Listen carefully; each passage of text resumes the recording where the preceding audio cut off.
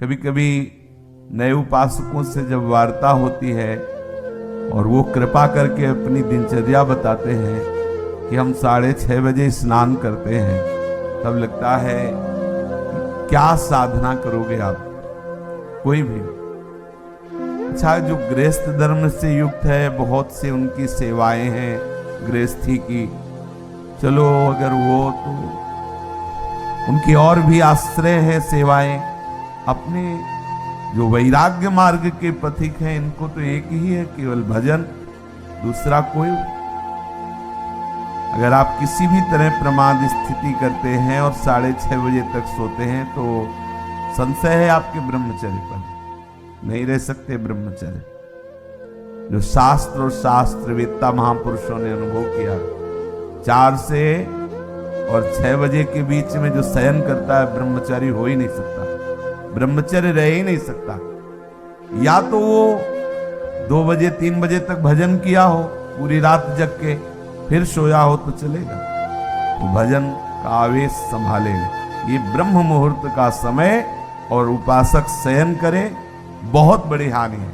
मान लीजिए खूब सत्संग सुनते हैं आप सब जन, बहुत कृपा है आपके ऊपर, लेकिन परिवर्तन नहीं हो रहा भाई। अगर आप 6:30 बजे, तो अच्छा नहीं, बिल्कुल अच्छा नहीं, बिल्कुल अच्छा नहीं। ये दिनचर्या तो बिल्कुल ठीक नहीं। आप लोग सावधान हो, जो भी हो सावधान हो जाइए। ये बिल्कुल आपके जीवन के लिए घातक दिनचर्या है। 2 बजे बहुत उत्तम है उठना, पर नहीं तो 3 बजे, आखिरी 4 बजे। साधक होके 4 बजे के बाद शयन कर रहा है, मुझे तो नहीं, किसी भी स्थिति में नहीं।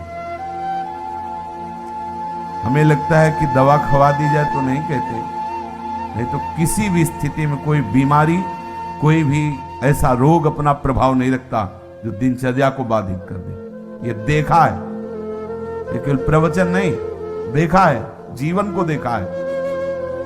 कुछ भी दिनचर्या में अपार सामर्थ्य देखा, अभ्यास में अपार सामर्थ्य है। देखो, सामने पट्टी बंधवा दी गई और धनुष बाण ले लिया और शब्द दूर किया जा रहा है अन्य दिशा में, शब्द वेधी बाण संचार। अभ्यास देखो, आंख में पट्टी बंधी हुई है, शब्द किस दिशा से हो रहा है एक श्रवणेंद्र से देखना है और बाण वही संधान करना जहां से शब्द निकला है। अभ्यास देखो, अभ्यास का प्रभाव देखो, कितने से चमत्कार अभ्यास में लौकिक, और आप परमार्थ के पथिक, और आपका यह अभ्यास कि आप उठे और फिर सो गए। क्या मतलब, आपकी दिनचर्या क्या है? आप भगवद आश्रित, इसका मतलब प्रमादी थोड़ी है। आप भगवद आश्रित, इसका मतलब प्रपंची थोड़ी है। अहम का त्याग करके भगवद आश्रित होकर हम भगवत मार्ग में चलने वाले पथिक हैं। इसलिए सबसे प्रार्थना है, जो पीछे हुआ आज से एक नई दिनचर्या आप देखो।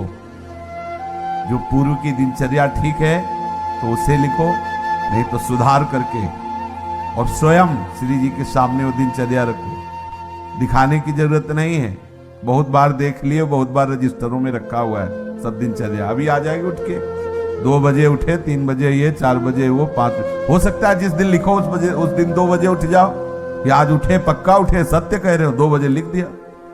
इससे काम नहीं चलना। आप अपने को खुद साक्षी करके प्रभु के सामने और नियमावली में बांधो। बिना नियम के प्रेम उत्पन्न नहीं होता। वो प्रेम की एक दशा है जो नेम को लय कर देती है। नियमावली में आपकी दिनचर्या सही होनी चाहिए, आपकी नियमावली ठीक होनी चाहिए। किसी भी संत के जीवन को आप देखिए, देखो एक स्थिति सिद्धावस्था में ऐसी आती है स्वाभाविक कि उनको देह से संबंध नहीं रह जाता। अब उनकी बात अलग, आपकी अवस्था और उनकी बीच सत्संग में हुक्का मांग करके परमहंस जी, रामकृष्ण परमहंस जी कभी पकोड़ा मांगते, कभी। अब उनका हम अनुसरण थोड़ी करेंगे इस बात में कि भाई धरो हुक्का, रुको, हम महापुरुषों का अनुसरण थोड़ी कर सकते हैं। महापुरुष किस दशा में, किस स्थिति में, उनके जो नियमावली उपदेश है, वो कहीं नहीं बोले उपदेश में कि हुक्का पी, नहीं बोले। तो जो उपदेश बोले वो हमें आचरण में उतारने। हम क्या करते हैं, सीधे महापुरुष व्यास भरोसे कुंवर की, सीधे वो जो इस स्थिति में है ना, बस केवल इतना ही पकड़ते हैं। काहू के बल भजन को, इसलिए भजन नहीं करना, काहू के आचार, इसलिए आचार नहीं करना। तब जितेंद्रिय रात, पवित्रता और ये सब, क्या पवित्रता, गुरुजी ने कहा है थैली है मल की, क्या पवित्रता हाँ, उसमें क्या सुना है नहीं प्रवचन में, आचार गए और जितेंद्रियता आदि, और व्यास भरोसे ये बात आई। सोवत पाव पसार, तो 6:30 बजे इसलिए जगना पड़ेगा कि 7 बजे 7:15 बजे सत्संगों में आना है, वो आ जाते हैं तो जल्दी जल्दी तिलक लग, जय गुरुदेव, जय महाराज, हाँ जय हो महाराज, वाह वाह वाह हाँ क्या सत्संग में हो रहा है भाई। बहुत जीवन कीमती है। अभी कल ही पता चला कि कोई बहुत प्रियजन है, उनके यहाँ कैंसर हुआ। अब क्या दशा, ना भोजन सही पा सकते हो ना कुछ, और ये कैंसर आदि ऐसी बीमारियां हैं। अभी तक जितने हमारे दर्शन में आए, एक आध बात अलग, उन सबको श्री जी ने जल्दी बुला लिया, जितने भी दृष्टि में आए। तो हम तुम अमरौती खा के थोड़ी आए, कोई न कोई व्याधि मंदिर है, कब देवता का पर्दा हट जाए। जैसे बहुत मंदिर में सब देवता होते ना, ऐसे शरीरम व्याधि मंदिरम, पुजारी कब पर्दा हटा दे, कौन सा, बोले अब कैंसर देवता आ गए, वो उड़ जाएंगे भैया। देखो तुम्हें अभी रिपोर्ट में बता दी जाए, तुम्हारी किडनी खराब थी, देखो क्या होता है तुम्हारा। अगर डिप्रेशन में ना पहुंच जाओ तो बताना, ब्लड प्रेशर अपने आप उछाल मारने लगेगा, क्योंकि चिंतन। आज तुम स्वस्थ हो तो प्रमाद करते हो, तो कल प्रमाद करने का अवसर नहीं रहेगा, अवसर ही नहीं रहेगा। अनन्य चिंतन रोग का होने लगेगा। अगर भगवदाकार वृत्ति नहीं हुई तो आप ये मत समझो मृत्यु कोई खिलवाड़ नहीं है। मृत्यु का संदेश सुनकर अच्छे अच्छे के जमीन खिसक जाती है, होश खराब हो जाती है। कैसा अब न रात में नींद, न दिन में चैन, अनन्य चिंतन उसी का शुरू। अब क्या करें, घबराहट, थोड़ी थोड़ी देर में मरना है तो जो दुकान मकान पति पुत्र परिवार जितना सब वो सब काटने दौड़ता है, ये सब छूट जाएगा। भजन कोई साधारण वस्तु है। इसलिए भर्तृहरि जी महाराज कह रहे हैं, यावत स्वस्थमिदं गृहम कलेवरम यावत च दूरे जरा। जब तक बुढ़ापा दूर है, जब तक तुम्हारे शरीर में रोग कोई नहीं हो जा रहा, होगा ऐसा थोड़ी कि तुम कोई लिखवा के लाए कि नहीं होगा। जब ऐसे परमहंस को कैंसर हो सकता है, रामकृष्ण परमहंस जी को, पूज्य भाई जी के उदर में कैंसर हो सकता है, वो फिर अपने लोग तो अधिकारी ही है इस दंड के। अपने लोग तो अधिकारी, न जाने कितने इन भजनानंदी महापुरुषों के शरीर में ऐसी व्याधियां हो सकती है, तो अपने लोगों को तो पूरा रजिस्टर रखा हुआ है। सावधान हो जाइए, प्रमाद मत कीजिए। बहुत बढ़िया अवसर आपको मिला है। भगवत चरणारविंद का आश्रय और सतत जप, ये बिल्कुल खुली दो बातें हैं, ज्यादा इनमें समझने की जरूरत नहीं। अंदर से भगवत आश्रय और जिभ्या से जप।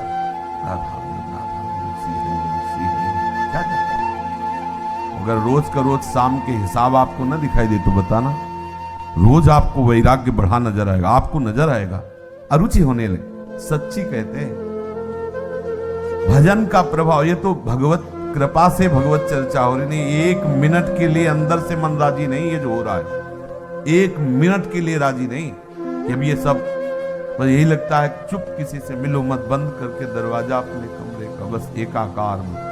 कब शरीर किस दशा को पहुंच जाए, बेकार काहे को बहिर्मुखता में फैल रहे, शांत। इसका फल है सदाकार वृत्ति में डूबना।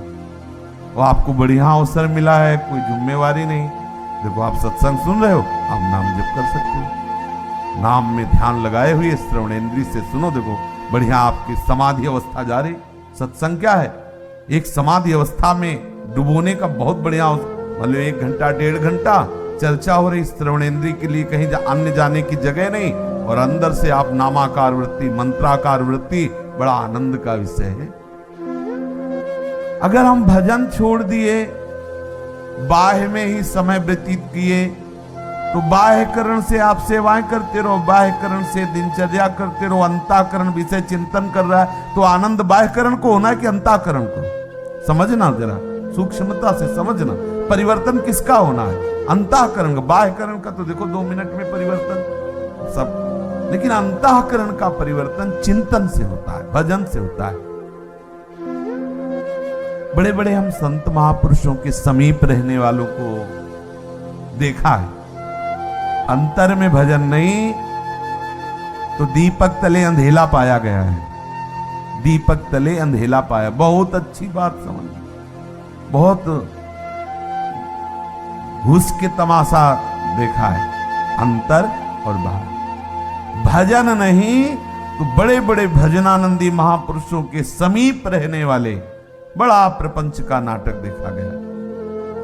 वो महापुरुष तो आनंदित रहते हैं क्योंकि उनके लिए तो एक ऐसी स्थिति है प्राप्त हो गई जहां प्रपंच का स्पर्श नहीं है और उनके प्रभाव से बाहरी व्यवहार सामग्रियों की खूब बहुतायत होती है, तो नीचे भजन का मतलब नहीं रह जाता कि भजन क्या है, बस वो सम्मान और विषय आदि का सेवन।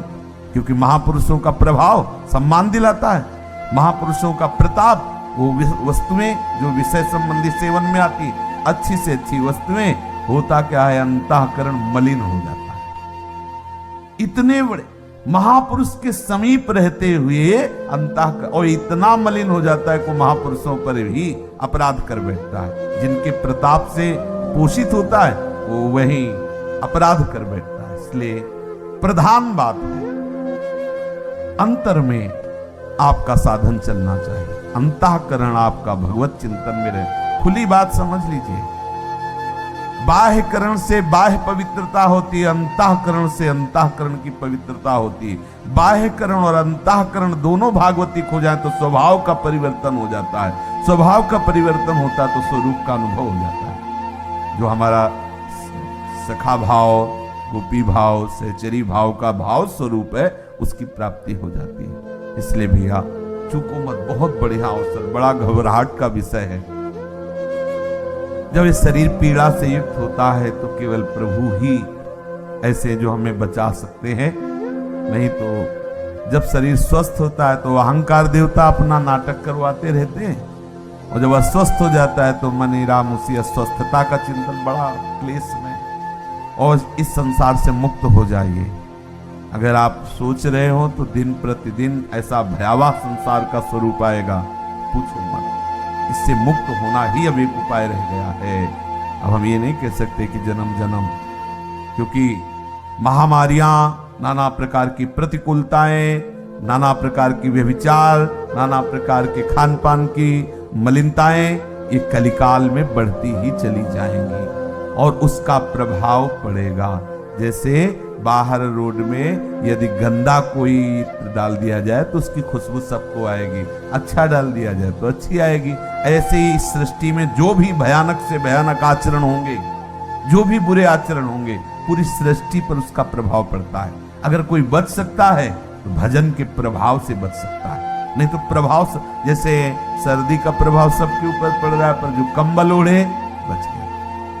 अगर कहीं भी कुछ भी मलिनता का आचरण होता है तो पूरी सृष्टि पर उसका प्रभाव पड़ता है, वो समझ में नहीं आता।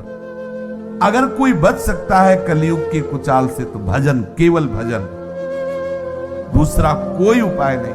भजन करके भगवत धाम में स्थित हो जाओ, प्रभु को प्राप्त हो जाओ, नहीं बहुत दुख भोगना पड़ेगा। अभी प्रमादी मन है तो देख लेंगे, अरे देख ले, होश खराब हो जाते हैं, मृत्यु सुखद लगने लगती है, ऐसे ऐसे कष्ट आते हैं कि वो चाहता कि मुझे कोई मार दो। सच्ची मानना, हमने देखा है, चाहता है कि इस दशा से तो अच्छा है कि मुझे मार दो। नहीं, मरना थोड़ी हमारा समाधान होगा, भगवत प्राप्ति समाधान।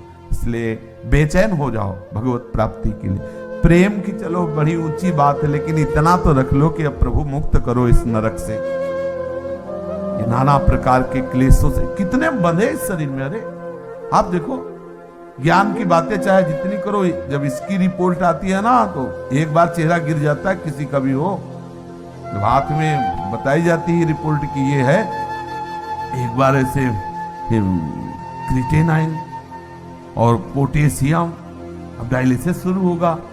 हाँ, एक बार तो फिर वो अरे कोई शरीर है क्या, वो जब चिंतन, तब फिर आनंद की अच्छे को। एक बार जब प्रलंबासुर ले गया ना बलराम जी को, तो एक बार वो भी उदास हो गए थे, फिर उनको स्वरूप को फिर घुसा मारा।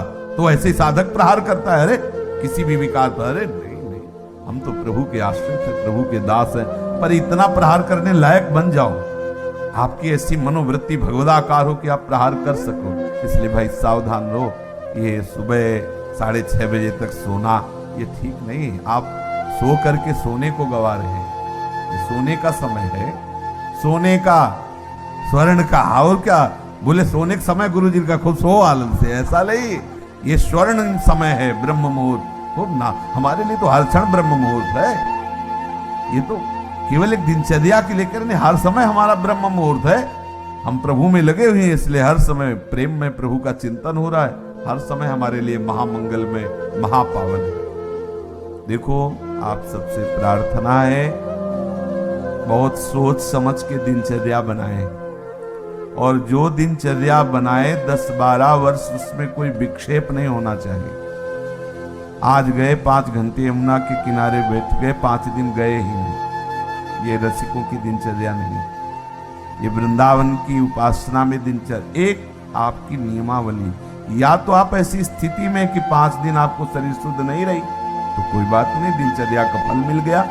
आपकी दिनचर्या एक ऐसी होनी चाहिए जो बने तो कम से कम 10-12 वर्ष तो एक रस चलना चाहिए। आज ये कल वो, फिर परसों बदल गया, फिर अलग बदल, दिनचर्याएं रजिस्टर में लिखी रखी रह गई और हमारी कुछ और ही दिनचर्या चल रही। भाई ऐसा मत कीजिए। भगवत मार्ग के पथिक, चाहे आप गृहस्थ हो, विरक्त हो, बहुत सोच समझकर दिनचर्या बनाइए। आप 10 मिनट यदि भजन में बैठते हैं तो ठीक टाइम पर बैठिए, और बहुत काल तक वो समय भजन में दीजिए कि हम 10 मिनट बैठते हैं तो हम 10-12 वर्ष तक 9 मिनट नहीं होने देंगे, 10 मिनट तो बैठेंगे ही, और हमें मिलेगा तो हम माया से खींचकर और समय बढ़ाते घटने नहीं देंगे। ये दिनचर्या का भाव होता है अपने मन को बांधना। दिनचर्या का मतलब होता है हम अपने मन को संपूर्ण समय के द्वारा इष्ट में फांस रहे, बांध रहे, इस समय ये, इस समय ये, इस समय ये, और उसको नियम पूर्वक बांधना। कभी परिक्रमा चल रही तो कभी कुछ, कभी सब बंद, कमरे में पड़े शयन कर, ऐसी एक आपके आहार की, विहार की दिनचर्या होनी चाहिए। बहुत अच्छा आहार मिल जाए तो भी एक संयमित जो आपने आहार नियम लिया उससे ज्यादा नहीं होना चाहिए। ना मिले उस समय के बाद, आपको सच्ची बताए, यदि आपकी दिनचर्या सही है तो समय के बाद आहार करने की इच्छा ही खत्म हो जाती है। अगर आपका समय कि इस समय से इस समय तक आप प्रसाद लेते हैं, अगर नहीं मिले तो उसका चिंतन खत्म, उसकी इच्छा ही खत्म। अब अगले टाइम जब पाते तब फिर आए। बहुत बड़ा नियम में बल होता है, बिना घड़ी के अपने आप नेत्र खुल जाना, दोबारा आलस्य ना आना, शरीर में एक नई स्फूर्ति। अभ्यास में बहुत बड़ी ताकत होती है। अपने लोगों का अभ्यास ही दृढ़ नहीं हो रहा है, नियमावली ही ठीक से नहीं बन रही। दिनचर्या में पता होना चाहिए, ये इस समय तो वो सत्संग में मिलेंगे, इस समय वो परिक्रमा में होंगे, इस समय वो जप में बैठे होंगे, उनका समय है जप का, इस समय तो मौन होंगे, वो बोलेंगे नहीं। साधु की दिनचर्या होती। हमारी क्या दिनचर्या है, इस पर ध्यान दीजिए। एक बार आप ही दिनचर्या बना लीजिए और उसे 10-12 वर्ष तक चलाइए। यह तेरे दिनचर्या बदलिएगा नहीं। माना भागवतिक है, लेकिन इससे मन संयमित नहीं होगा, इससे मन एक रस में नहीं आएगा, और एक रस नहीं हुआ तो फिर जीवत्व बाधा पहुंचाता रहेगा।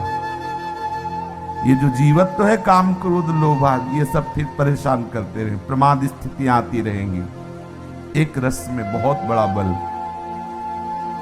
जब बुखार और ये सब परेशानियां शरीर में आती तो भी दिनचर्या बाधित नहीं होती। जो अच्छे साधक होते हैं, जिस समय स्नान उसी समय स्नान, जिस समय अपने आप इतना सामर्थ्य होती है। कहीं भी चमत्कार प्रकट हुआ है तो एक जो दिनचर्या पकड़ी गई, दिनचर्या। देखो पूज्य श्री सनातन जी वयोवृद्ध हो गए हैं, परिक्रमा को रोज जाते हैं गिरिराज जी की। गिरिराज जी को पीड़ा होती है उनकी परिक्रमा से। कितने वयोवृद्ध नंगे पैर प्रकट हुए श्री लालजू महाराज ठाकुर जी, कह रहे हैं कि बाबा अब तुम परिक्रमा मत आया करो, हमारे लिए ही तो सब करते हो, हम बहुत प्रसन्न हैं, वहीं वृंदावन में आप भजन करो। हाँ ठीक है। दूसरे दिन फिर पहुंच गए, बोले बाबा मना किया, बोले प्रभु रह नहीं पाते। ये दिनचर्या क्या करती, आपका अभ्यास ऐसा दृढ़ करती कि इष्ट मना कर रहा है, लेकिन रह नहीं पाते। परिणाम क्या हुआ, आज भी उनकी दिनचर्या ने हमको एक बहुत बड़ी सिद्धि दे दी। आज भी आप दर्शन कर सकते हो राधा दामोदर में बंसी का, लकुट का, श्री चरण का, गाय की खुर का चिन्ह हो गिरिराज जी की शिला। आज भी सनातन जी की एक नियमावली ने आज हम सब भक्तों को दुर्लभ वस्तु है, दुर्लभ वस्तु है। भगवत चरणारविंद के चिन्ह, लकुट के चिन्ह, बंसी के चिन्ह, गाय के खुर के चिन्ह प्रभु ने स्वयं दे और बोले शिला की परिक्रमा कर लेना। ये 4 परिक्रमा का, 4 परिक्रमा कर लो तो परिक्रमा गिरिराज जी की पूरी हो गई। नियमावली 24 घंटे में ऐसी सहज दिनचर्या आप अपनी खुद बना लीजिए जो आप बहुत काल तक निर्वाह कर सके। यमुना तट अगर हमारा जाना हुआ तो यमुना तट, बहुत मन हुआ तो नागरीदास जी कह रहे गोवर्धन गिरिराज जी, और बैठो राधा को देखा है, अनुभव किया है, एक अलौकिक मतलब आकर्षण राधा कुंड में देखा।